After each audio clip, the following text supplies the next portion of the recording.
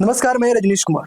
मोदी सरकार द्वारा लाया गया इलेक्टोरल बॉन्ड को सुप्रीम कोर्ट ने रद्द कर दिया है। सुप्रीम कोर्ट ने यह बताते हुए रद्द किया है कि यह सूचना के अधिकार आर्टिकल 19 का उल्लंघन करता है। इलेक्टोरल बॉन्ड्स होता क्या है, ये हम आपको बताते हैं। सीधी और सरल भाषा में इलेक्टोरल बॉन्ड समझते हैं। इलेक्टोरल बॉन्ड चुनाव के समय राजनीतिक दलों को जो चंदा मिलता है वो इलेक्टोरल बॉन्ड्स के जरिए मिलता है। सुप्रीम कोर्ट ने कहा कि राजनीतिक दलों को जो चंदा मिलता है उसे सार्वजनिक करना जरूरी है, क्योंकि जनता को भी तो पता चले कि राजनीतिक दलों के पास चंदा कहां से आता है और कहां जाता है। इसी को असंवैधानिक बताते हुए इलेक्टोरल बॉन्ड को रद्द कर दिया है।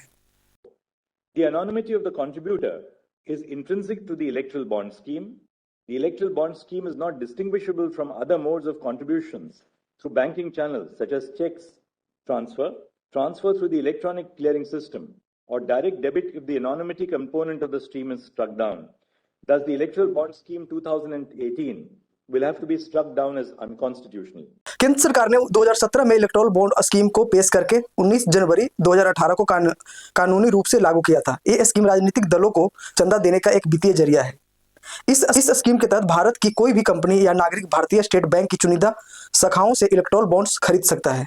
इन बॉन्ड्स को 1,000 रुपये, 10,000 रुपये, 1 लाख रुपये, 10 लाख और 1 करोड़ में खरीदा जा सकता है।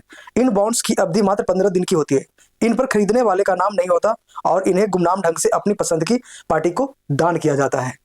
इसी को ध्यान में रखते हुए सुप्रीम कोर्ट ने इस इलेक्टोरल बॉन्ड को रद्द कर दिया है कि चुनावी राजनीतिक दलों के पास करोड़ों रुपया गुप्त चंदा के तौर पे आता है और कहाँ जाता है पता ही नहीं चलता। इसे सार्वजनिक करना चाहिए। सुप्रीम कोर्ट ने कहा कि 13 मार्च तक जितना भी चंदा हुआ है वो सब चुनाव आयोग के पास इसकी जानकारी दे कि कहां से कितना चंदा आपके पास आया है। अब तक राजनीतिक दलों को टोटल 12,000 करोड़ रुपया चंदा मिल चुका है, जिसमें सबसे ज्यादा भाजपा को 6,566 करोड़ रुपया चंदा मिला है। कांग्रेस को 1,123 करोड़ चंदा, तृणमूल कांग्रेस को 1,093 करोड़ चंदा, बीजेपी को 774 करोड़ चंदा, डीएमके के 617 करोड़ चंदा, आम आदमी पार्टी को 94 करोड़ चंदा और एनसीपी को 64 करोड़ चंदा मिला है।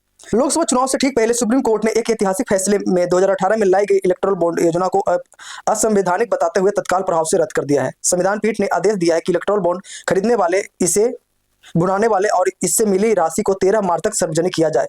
दरअसल इस योजना के तहत सियासी दलों को 1 करोड़ रुपये या इससे एक करोड़ रुपये या इससे ज्यादा चंदा देने वाले का नाम गोपनीय रखने की छूट थी। सीजीआई डीवाई चंद्रचूड़ की अध्यक्षता वाली 5 जजों की पीठ ने कहा कि यह संविधान के अनुच्छेद 19(a) के तहत अभिव्यक्ति की स्वतंत्रता और सूचना के अधिकार के संवैधानिक अधिकार का उल्लंघन करता है।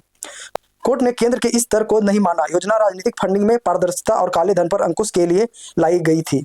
सुप्रीम कोर्ट ने स्टेट बैंक ऑफ इंडिया को आदेश दिया है कि वह 12 अप्रैल 2019 से अब तक बिके इलेक्टोरल बॉन्ड्स की पूरी जानकारी निर्वाचन आयोग को दे। आयोग इसे 13 मार्च तक अपनी वेबसाइट पर सार्वजनिक करे। यह फैसला केंद्र सरकार के लिए बड़ा झटका माना जा रहा है। कांग्रेस ने कहा कि यह नोट पर वोट की शक्ति मजबूत करेगा। वहीं भाजपा ने कहा कि विपक्ष मुद्दे का राजनीतिकरण कर रहा है। दूसरी ओर पूर्व मुख्य निर्वाचन आयुक्त एस.वाई. कुरैशी ने कहा कि इस फैसले से लोकतंत्र में लोगों का विश्वास बहाल होगा। यह पिछले कुछ सालों में आया सुप्रीम कोर्ट का सबसे ऐतिहासिक फैसला में से एक है। तो सोचिए दोस्तों, हजारों करोड़ रुपया राजनीतिक दलों को गोपनीय तौर पे दिया जाता है। इसकी जानकारी आम जनता को नहीं मिलता है।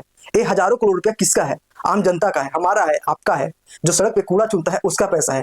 ये देश के 140 करोड़ भारतवासियों का पैसा है, जिसे राजनीतिक दलों को चुनाव प्रचार करने में दिया जाता है, जिसकी आम जनता को कोई जानकारी नहीं रहती।